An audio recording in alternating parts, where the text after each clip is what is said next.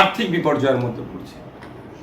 গরু পালন বড় করা 3 বছর 4 বছর ধরে পালন করার পরে বড় করার পরে বিক্রি করে, ঈদ আসলে কোরবানি আসলে বিক্রি করে, একটা দাম পাই। এমনও ঘটনা আছে গরুগুলোকে বিক্রি করার পরে মেয়ের বিবাহ বা বাড়ি তৈরি করে 1.5 লাখ 2 লাখ টাকা তো অনেক গরু বিক্রি করে, সেখানে আজকে তারা আতঙ্কের মধ্যে আছে।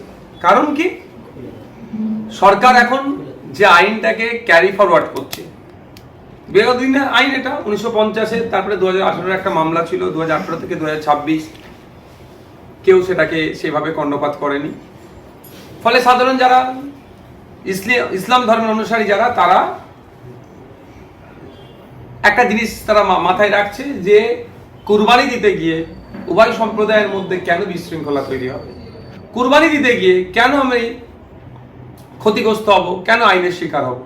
সেই জন্য তারা এ থেকে দূরে সরে আছে যে গরুকে কুরবানি দেবো না, গরুর পরিবর্তে যেগুলো আছে সেগুলো দেবো। এখানে আর্থিক বিপর্যয়ের সম্মুখীন হতে হচ্ছে সাধারণ মানুষকে, আর সাধারণ মানুষের মধ্যে হিন্দু সমাজের গরিব সংখ্যাটাই সব থেকে বেশি যারা গোপালন করে। আমি ওই যে আইন আছে, আইনের 12 নম্বর সেকশনে বলা আছে রাজ্য সরকার যদি চায় ধর্মীয় পারপাসে, চিকিৎসার ক্ষেত্রে, গবেষণার ক্ষেত্রে এগুলো পশু হত্যাকে, পশু জবাকে ছাড় দিতে পারে।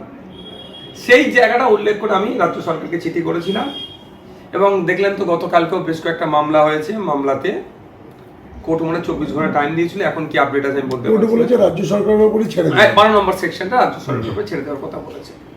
তো এখন দেখার বিষয় রাজ্য সরকার কি পদক্ষেপ নেয়।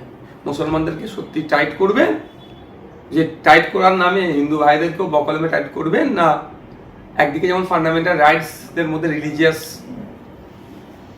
যেটা ধর্মচরণের যে স্বাধীনতা আছে সেটা সঠিকভাবে করতে দেবে, সেটা এখন সময় কথা বলবে।